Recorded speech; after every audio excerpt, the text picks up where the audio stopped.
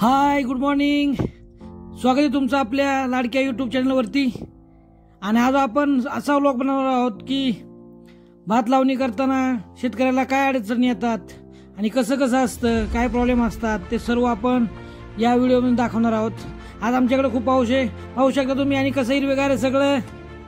तर आज जास्तीत जास्त काय तुम्हाला मी भेस दाखवणार नाही, कारण खूप पाऊस असल्यामुळे जेवढे शक्य होईल तेवढं मी तुम्हाला बॅक कॅमेऱ्याने जेवढे शूट होईल तेवढं दाखवेल चा प्रयत्न करतो.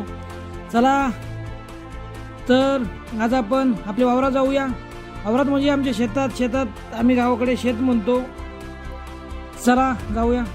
चला आता ट्रॅक्टरवर बसलेलो आहे. खूप पाऊस आहे मित्रांनो. पाहू यार, आला जोराचा पाऊस आलेला आहे. आता शूट करणं काही शक्य होणार नाही असं वाटतं मला. हे बघा मित्रांनो, खेडेगावाचे वैशिष्ट्य म्हणजे हे डोंगरच असतात. हे हिरवीगार झाडी, हे डोंगर, त्यामुळे गावाला खरं तर खेडेगावाला गाव पण हे लाभलेलं असतं. शहरा ठिकाणी तुम्हाला हे अनुभवायला नाही मिळणार. त्यामुळे पाहून घ्या. हे असे भात लावतात. त्या वावरामध्ये पाणी खूप आहे शेतामध्ये, त्यामुळे ते भाताच्या वरती तुम्हाला पोत दिसत नाही आहेत. लक्षात राहू द्या मित्रांनो. हा आहे आमच्या गावचं हिरवगार सौंदर्य. तो पाहून घ्या. तुमच्याही गावात असेल असं सौंदर्य तर कमेंट करून मला नक्कीच सांगा. मित्रांनो, सध्या करण्याचं काम चालू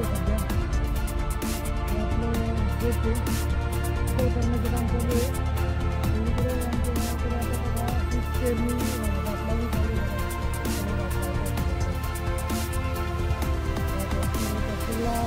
सध्या आमच्याकडे 2000 रुपये तास अशा प्रमाणे ट्रॅक्टरचा रेट आहे आता सध्या. तुम्ही आता चिखल करतो आपण. चिखल केल्यानंतर याच्यामध्ये भात लावावा लागतो. चिखल झाल्यानंतर तुम्हाला पुढचा व्हिडिओ दाखवा. मित्रांनो, तेव्हा खाली हे आपल्याला तुम्हाला मूठ दिसत असेल तर हे मूठ आपल्याला तिकडून वाहून आणावं लागतं दुसऱ्या वावरातून, आणि मग आपण इथे वावरात आणतोय. अजून तरी बघा मागे दिसतोय तुम्हाला, अजूनपर्यंत ट्रॅक्टर चालू आहे इथे. बघा एवढं कष्ट असतात. आणि तुम्ही म्हणतात तांदूळ 55 रुपये किलो असेल तर 50 रुपये द्या वगैरे. तर शेतकऱ्याच्या मालाला कृपया किंमत कमी करू द्यायची, कारण की त्याच्यामध्ये खूप त्याचे कष्ट असतात. तुम्ही कुठेही मॉलमध्ये जर गेलात तर डीमार्टमध्ये समजा गेला तुम्ही, तर 99 रुपये किंमत असते आणि तुम्ही 99 रुपयेच देता. त्यामुळे कुठेही शेतकऱ्याचा माल जर असेल तर त्याला कृपया किंमत करू नका त्याची. ज्या शेतकऱ्याने खूप कष्ट करून ते पिकवलेलं असतं त्याचं सोनं, त्यामुळे कृपया असं करू नका. आपली जरा काळ कमी आहे, त्यामुळे बाहेरून आपल्याला दुसऱ्या वावरातून भाडं आणावं लागते. तर हे बघा, हे वाहून आणतो असं आपण, आणि ते बांधावर सगळं ठेवतो, कारण की वावरामध्ये ट्रॅक्टर चालू आहे ना शेतामध्ये. त्यामुळे असं आपल्याला बांधावर ठेवावं लागतं. थोड्या अंतरावर ठेवतो आपण.